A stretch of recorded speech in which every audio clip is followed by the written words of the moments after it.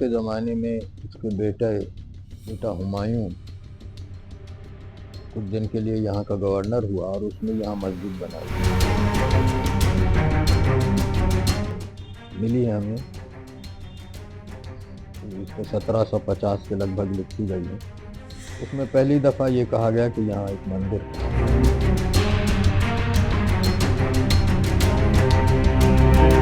के ज़माने में उसके बेटा हुमायूं कुछ दिन के लिए यहाँ का गवर्नर हुआ और उसने यहाँ मस्जिद बनाई। उस मस्जिद पर में कतबा है, इंस्क्रिप्शन है, उसमें यही लिखा है कि ये मस्जिद बनाई है। उसमें ये नहीं लिखा है कि कोई मंदिर गिरा के ये बनाई है। लेकिन बाद में ये कहा जाने लगा और एक फारसी डायरी है जो मिली है हमें, इसमें 1750 के लगभग लिखी गई है।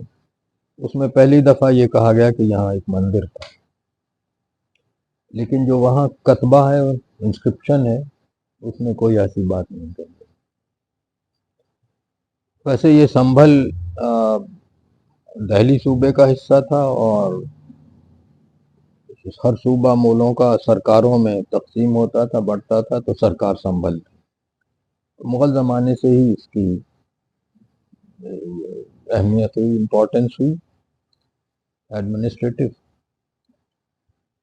तो जो यहाँ आदमी पोस्ट होता था वो फौजदार कहलाता था।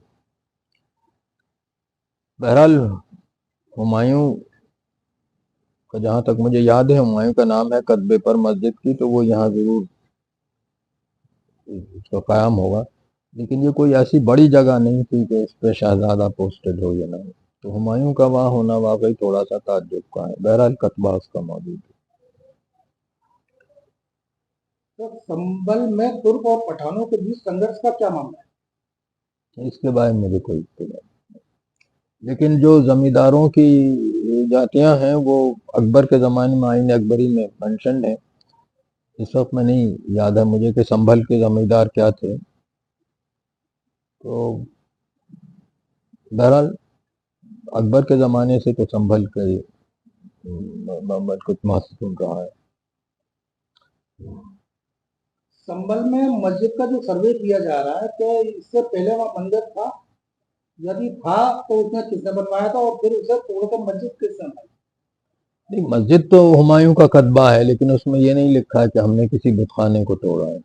जो आमतौर से मुसलमान लिखते थे वो चीज़ वहाँ नहीं है। जहाँ तक मैंने पढ़ा है, ये सबसे पहले बात कि यहाँ एक मंदिर था, ये बहुत बात की है, कोई 1750 के लगभग किताब में लिखा गया। उससे पहले कोई नहीं था। वहाँ जो इंस्क्रिप्शन है, कतबा है, उसमें भी ये नहीं लिखा है कि ये हमने बुतखाना तोड़ के मस्जिद बनाई है, जो आमतौर से लिखते थे वैसा। तो ये तो मुझे कहानी मालूम होती है। संभल में एक बावड़ी मिली है, उसका संबंध पृथ्वीराज चौहान से बताया जाता है। ये कैसे हो सकता है जब तक कि वहाँ कोई कतबा ना हो, इंस्क्रिप्शन ना हो।